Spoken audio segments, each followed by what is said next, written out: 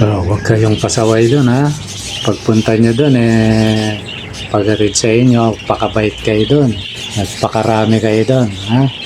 Sige, mamaya kukunin na kayo ng bago nyong amo o parents. Let it, bang, bang. Magandang araw mga lods. Yun, may kausap tayo totally kagabi. Ano na yun, sa ating gabi na. Kasi ako minsan pag di ako nakatulog, yan, computer lang ako. Hindi ko napansin may nag-chat pala. Totally 3 sila na kausap ko. Ay, 4 sila. Ngayon yung isa doon, yan, ito nga si Madam. Comment ka na lang Madam kung nanonood ka, kasi hindi ko alam kung ano. Pero tinignan ko yung profile, Madam siya, si Lods. Kumbaga babae. Ano siya? Nag-usap kami kagabi. Akala ko hindi siya, kasi sabi niya bukas na lang. Kasi ako, nasanay ako mga idol o mga Lods. Pag sinabing ganyan, muna yan? Sineset up muna namin. Si Lods. Shout out sa'yo, Lods.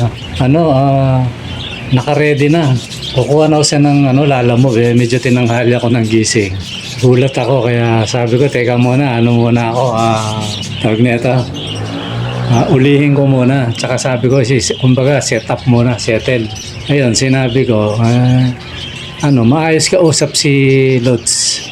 Salamat sa'yo, Lods. Ang pangalan niya, mahirap siyang basahin Tingnan ko mga Lods. Ito siya Lods. Janice Michelle, yan. Pag tinama mo yung letra, kasi Letchim, Etchina, yan.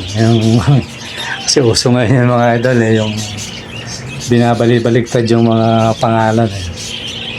Ngayon, si Ma'am Janice Michelle, yan. Correct mo na lang ako, Lods, kung mali yung spelling ko. Yan. Kanya yung ibon na yan. Totally na. Nung bago ako mag-edit, ngayon, mabilis lang yung rider. Totally, alam ko 11 na yun yung mag-11 na dumating yung rider dito. Tapos, sabi ng rider, mga 1. So, 2 hours lang. Mabilis yung rider. Bagay, nag-usap sila kasi na hindi nakukuha ng ibang ng deliver yung rider. Nag-usap sila, okay naman kay Lods. Kaya yun, ando na yung ibon. Totally, sasabihin ko sana sa rider na kung diretso ba kasi karamihan yan na-stress ang ibon pag yung marami pang dadaanan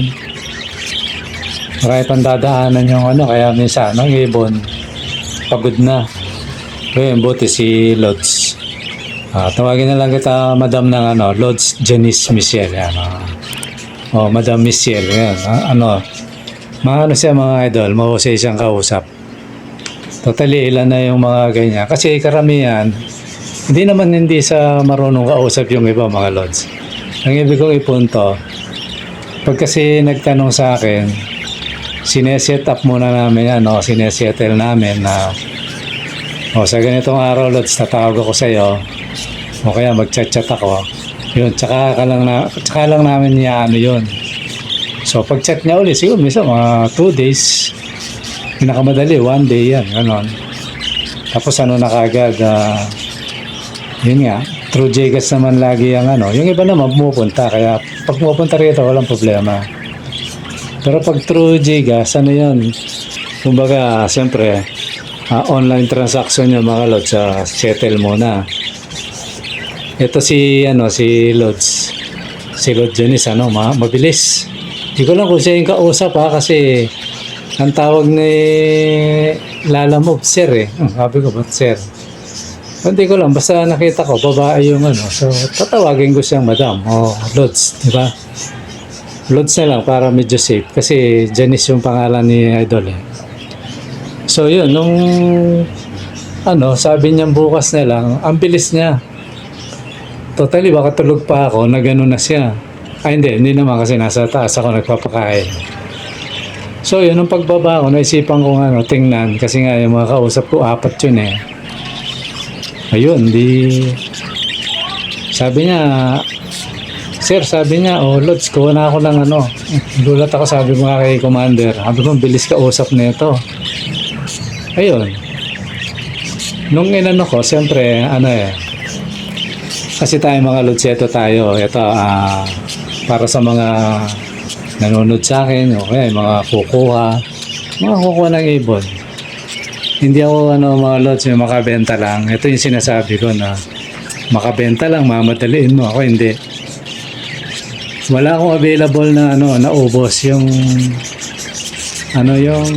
sa online yun eh. Kasi gusto ko nakakahinga yung ibon kaysa yung kung Metro Manila lang halimbawa. Kasi sa Baysa ako mga Lods eh. Parting lang, Cubao. Ayun, pwedeng ilagay lang sa yun. O kaya per view. Pwedeng ilagay sa lang yun eh, yung SESO. Yung juice na SESO, di ba no? Yan talaga yung lagay ng mga ibon pag malapit lang. Although ako, pag bumibili ako sa Bulacan nung araw, nasa SESO lang eh, Bulacan yun. Kaya ng ibon, kaya lang ako siyempre. Mahal natin ang pag-ibon. Gusto ko yung ibon, komportable. Kaya sabi ko kay Idol, sabi ko, Lods, muna? Teka muna, mamaya muna tawagin. Kasi gagawa muna ako ng Ayun, buti na lang marami akong biniling may purpose pala yon yung sinabi ko sa inyo mga Lods na naparami yung bili ko ng yung screen na gagawin kong pang pang protection sa mga ibon natin. Kaso napansin ko parang medyo manipis, pero gagamitin ko pa rin kasi coated naman yan eh. Ayun, kaya pala gano'n, may purpose pala yon. Yun, sabi ko kay Lods, gawa muna ako. Yun, hindi gawa ako. Kasi nung pinakita ko pa nga sa kanya, sinend ko yun na Kasi gusto ko yung ibon, lalo na malayo. Yung ibon na komportable. Sabi nga nung may diniliberan nga yung ang inutusan ko itong kabrad ko. Si Brad Rindel. Sabi nung ni Lods yung taga Cavite yun eh. Lods, sabi niya, balik ko na yun. Sabi ko, hindi, na yan. Sa'yo na yan, sabi ko. Siya nga ba yun, yung taga Bulacan. Hindi ko lang kasi madami na mga Lods eh. Sabi ko, hindi, sabi ko, sa'yo na yan. Hindi ko matanda kung sino sa kanila. Ayun, nakabili na ako noon kasi dati yung iba, yung mga pinaggamitan ko para hindi sayang, yung ginagawa ko yon, yung pan-travel na cage, yung pinaka-carrier. Although yung rider ko may rider tuloy yung kabrad ko may may carrier yun ng ibon. Kaya lang ako kasi mas gusto kong mamaya makawala, iniisip-isip ko yun mga Lods eh. Gaya natin kamahalang ibon na alam mo yung nasa pangangalaga ng may-ari kasi mamaya kasagsagang tinatanggal ng rider biglang lumipad di ba? Todas. Pag si Brad yung inutosan ko, pananagutan ko yun kasi ako yung ako yung nagutos sa kanya. Di ba no? Pero kung yung kagaya ng mga pananagutan ng yun. So ngayon, para walang magkaroon ng responsibilidad kasi kawawa rin yung rider. Yun, inisip ko yun mga Lods na gagawa ko ng pag malayo lang naman. Ayun, mabilis naman yun eh. Kasi medyo malambot yun yung Tsaka safe yung ibon kasi may pintura yun eh. Yung coated PVC coat yun eh. Yung sabihin, imbis na pintura, PVC yung pinaka-pintura ng screen. Kaya maganda rin naman. Kaya lang, hindi ko siya gustong gawing na kulungan kasi naninipisan ako mga Lods. So yun, inaano natin yun. Ginagawa natin ganyan yung mga ibon. Kaya kanina, nagmadali akong gumawa. So yun, nakita ko naman, ito bago ako gumawa ng vlog, nakita ko, sinend na ni Lods. Mabilis yung rider. Kasi na, alas 2 yata yung nagano si Lods eh. Hindi ko lang kung mali ako, kung alas 2 nga yun. 11 oh. Saglit lang, mabilis. Mabilis lang yung biyahe. So, Batangas hanggang dito. Ayun mga Lods eh. Tapos, ito pa. Ayan ko kung ano, pasensya na Lods kung i-mention kita. Itong isa, yung hindi pa ano, kasagsagan kong nag-i-edit. Ito ngayon. Kaya nga, paputol-putol ako kasi kausap ko siya. Yun nga, napanood din niya yung mga kits natin. Kukuha rin. Yung kukuha rin siya ng ano, 2 pares yung kukunin niya. Medyo malapit siya sa may General Trias, Cavite. Ayun, sabi ko nga kung siya na yung kukuha, ayun, willing din naman sila kasi ano na yan pag out of Manila na mga idol, pasensya na. Hindi ko nasagot kasi medyo mataas na yung hindi naman ganun kataas yung kita natin dito sa ibon natin. Di ba? Hindi naman ganun kamahal. Kaya naintindihan naman nila mga idol. Salamat sa inyo mga lods. Naintindihan nyo yung point ko. Ayun. Pero pag within Metro Manila, ang policy ko naman mga idol, 3 o 4 pair yun. Libre yun, deliver. Pero pag 2 pair lang, hindi rin kasi yun yung doon. Kasi ang ko mga lods, siyempre, ito yun. Pag 3 or 4 pair, pares na ibon. Libre deliver na yon. Pero pag dumayo dito yung ka-idol natin o ka-lods natin, bibili ng 3 o 4 na pares, may free naman yon. Isang kits. Pag sinuwerte siya at marami akong available na minsan isang pares pa binibigay ko dyan mga idol. So ganun ang laban natin para matuwa yung mga natin, mga lods. Pero pag out of Manila, out of town na, na yun mga lods. Medyo siguro naintindihan naman nila kasi willing naman yung mga ka-idol natin. At tinitiyak ko naman mga lods, hindi kayo diyado sa mga ibon natin. Pag binread mo pa yan, magugulat ka kasi lalo na yung yung kay Lods Janice, pag binread niya, magugulat siya. Ayun, sa although si Idol, salamat sa iyo Lods. Hindi naman ganun yung presyo ng ibon, mas dinagdagan niya, natuwa daw siya. So nag-sense siyang ganun, di sobra yung binayad Ako bilang ko mga Lods, kasi mabait yung tao. Suklian natin yun, ganun lang naman So binigyan ko siyang yung mga tinuro niya, yung iba good yun, yung mga tinuro niya. Tapos binigyan ko siya ng na yung dilaw, binigay na natin yung totally nakasalang na yun kasasalang ko lang nung isang araw. Pero buti hindi nagpares, hindi pa nagpapares. Ayun, kinuha ko na lang yun, Lutino yun. Lutino, tapos yung isa lang yung yung may bahid pa yung blue na tinuro niya. Ngayon binigyan natin ng sa mga alaga natin, di pero mayroong klase na clear wing yun. Pag pinagpares mo yan, solid na solid yung niya. Yung tinuro ko sa'yo na pag pinagpares mo yan, rainbow ang labas niya. So ganun lang ang natin mga lods. Pag mabait yung yung kliyente natin, kliyente mga lods.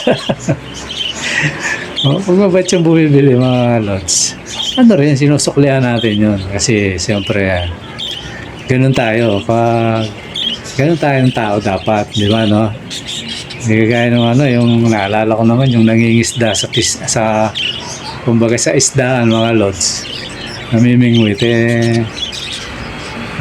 at tingnan mo mga lods ito para sa ito lods, yung namimingwit, pumarehas ka, darating sa iyo yung yung sabihin natin biyaya kasi parehas ka, ganun lang naman yun. Kasi pag hindi ka pumaparehas, lagi kang merong sa Alam mo, lagi kang may dala-dala sa puso kasi hindi maganda, di ba, no? Total, hindi lang naman siya isa, mga lods, marami. Kaya tama yung ginagawa niyo, mga lods, rumekta na lang kayo sa total, nakalagay naman dyan sa description yung yung kung saan nyo ako makokontak. Rekta na lang kayo. Mag-comment kayo dyan kasi kailangan natin yan sa channel. Siguro i-comment nyo na lang, Lods, ang gaganda ng mga ibon mo, location mo, gano'n na lang. Sabay punta sa punta sa messenger para di na makapunta yung kasi private na yun. Kasi pag sa YouTube, naka-public tayo, mga Lods, kitang-kita nila yan eh. Kaya nga ako minomonitor ko pag meron ganito, inaano ko kagad eh. Nire-remove ko yung mga ayan, ngayon ko lang sinabi to, mga Lods, kasi sobra na sila eh. Malinggawa na yan pag kinusinti natin yan eh. Tayo nang may kasalanan. Pero hindi natin sila ipapahiya kasi wala akong tayong binabanggit na pangalan. Yan.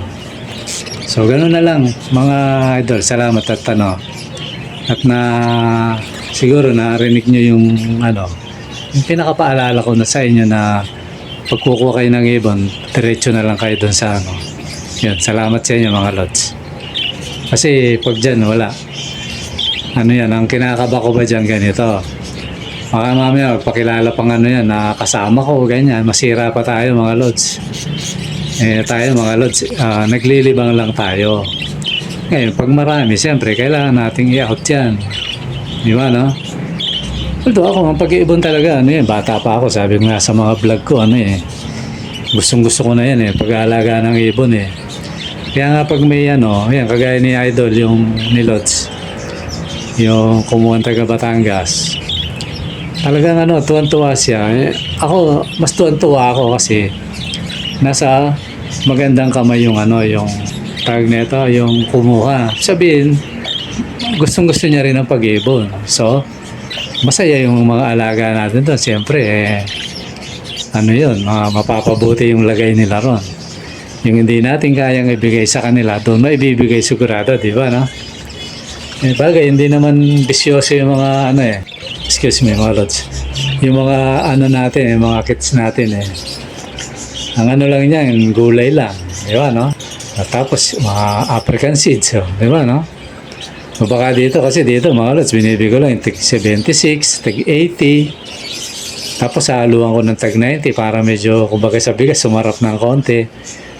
Kaya pag medyo okay yung nakakuha.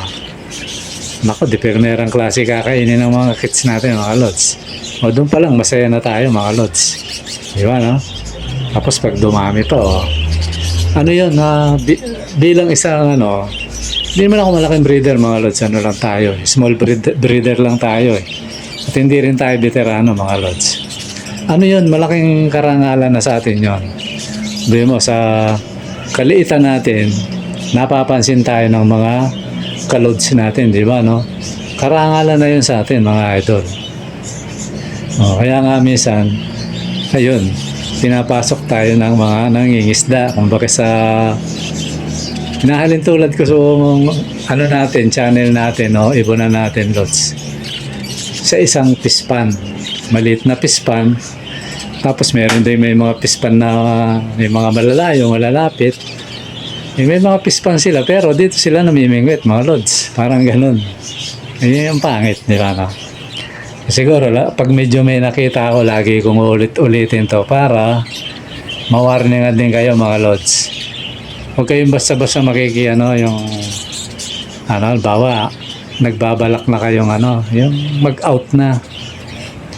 Siguro, pinakamaganda, gawa kayo ng channel. Gawa kayo ng channel.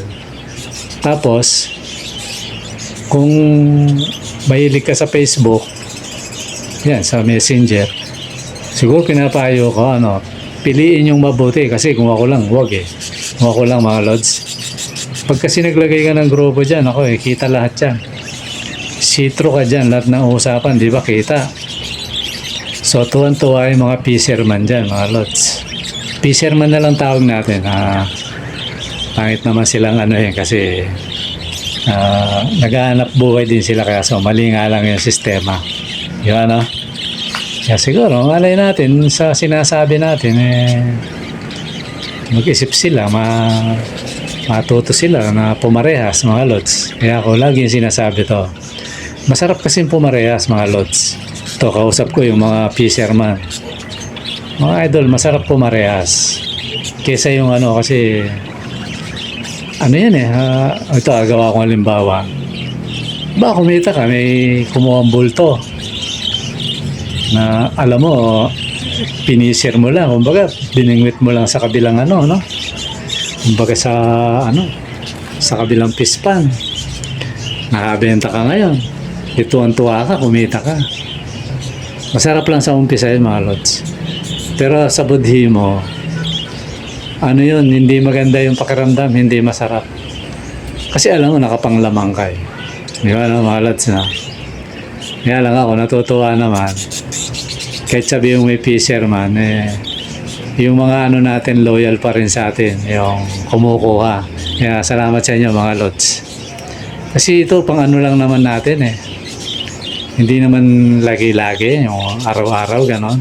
Minsan, may pagkakataon na sa isang araw siguro, may 4, 3. Pero hindi araw-araw yun, mga lods.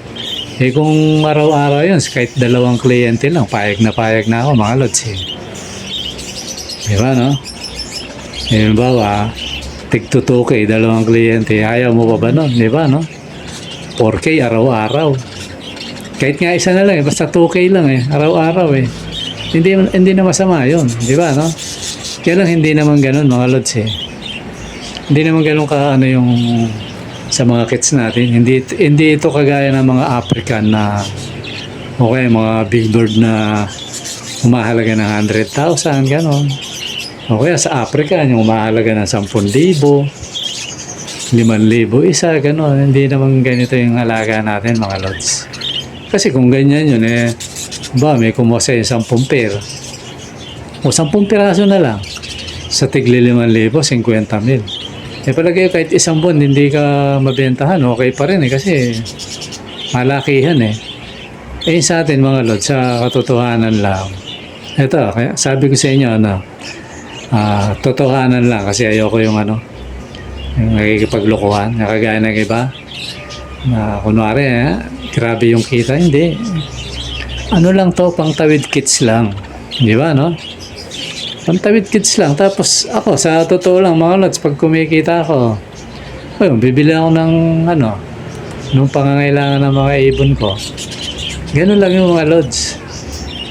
Hindi naman yung parang hanap buhay na hindi.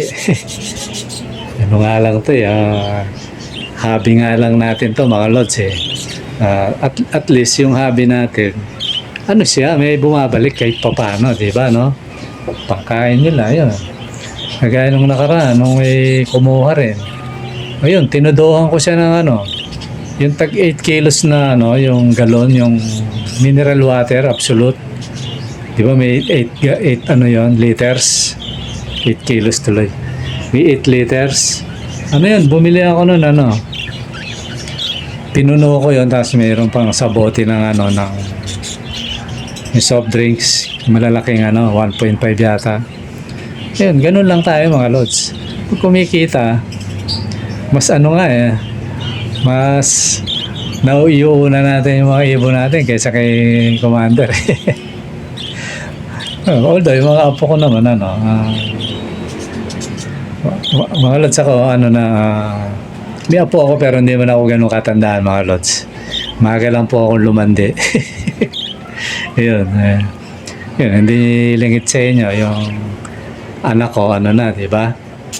Pinagpahinga na ng Diyos, yun. Kaya, kahit pa paano, yung mga apo ko, yun, pag yun, kahit pa paano, naabot-abutan natin kahit konti. Ganun lang yun ang buhay, mga idol. Hindi naman, kaya minsan, nakakaramdam tayo ng inis pag mayroong mga fishermen, mga lods. Yan, kung pwede nga lang di ba, yung di ba, yung mga peste sa bubong natin, yung mga daga. Sabi ko nga kay Miss, ito, biro lang to, mga lods, Sabi ko kung pwede lang painan ng lason to Para sa daga mga lods, sino ang daga? Eh, joke lang yung mga lods.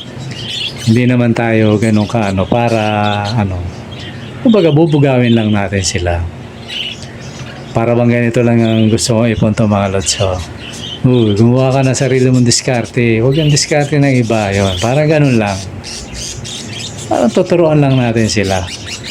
Pero hindi natin niya ano kasi hindi natin alam ang buhay ng mga yan. Baka maraming anak yan. Kaya ganun lang nagagawa, di ba, no? Hindi natin alam. Kaya ayoko namang isipin ano na baka kagaya siya nung ano, yung pinagkalooban natin ng ibon, mga lods. Ayun, pinagpalit niya ng bato, mga idol. Ayun ako. Minsan ano eh, hindi ka na ano eh, hindi ka na uulit bigyan mga lods. Kaya mo eh, sinunog niya yung ibon, nilagay sa foil mga lods. Nagpalit ng tobats. May mga ganun talaga. Although, binigay na natin yun. Kaya lang, hindi maganda yung ano. Kaya, so mga ganun, tinatanda ko. Sa isip-isip ko, di na kita bibigyan uli. Pambira, sinusunog mo, nilalagay mo sa foil eh. Di ba naman mga lods? Ano yun, bahagi ng pamumuhay ng tao yun. Kaya, kung ayaw natin siya huwag na natin bigyan kasi bro mo, naging kasangkapan pa yung ibon natin para gumawa siya ng hindi tama. Siguro mga lods, ganun muna. Pasensya na kung medyo lagi kong nababanggit yung yung fisherman, kailangan natin bugawin mga lods. Kasi sa ibon may pambugaw, di ba? Magtayo ka na ng dami. Pwede nga lang magtayo ng dami, tapos alug-alugin mo ganon. So totally parang gano'n ang ginagawa ko mga lods. Ayun mga lods, pasensya na at maraming salamat lalo na sa mga patuloy na tumatangkilik sa mga ibon natin, mga viewer, mga bumibili mga lods. Okay, sana wag mabasyo yung kausap ko ngayon habang nag-i-edit ako kausap ko siya. Kaya mo yan lods, ituloy mo yan. Okay mga lods, maraming salamat sa panonood. Bye-bye.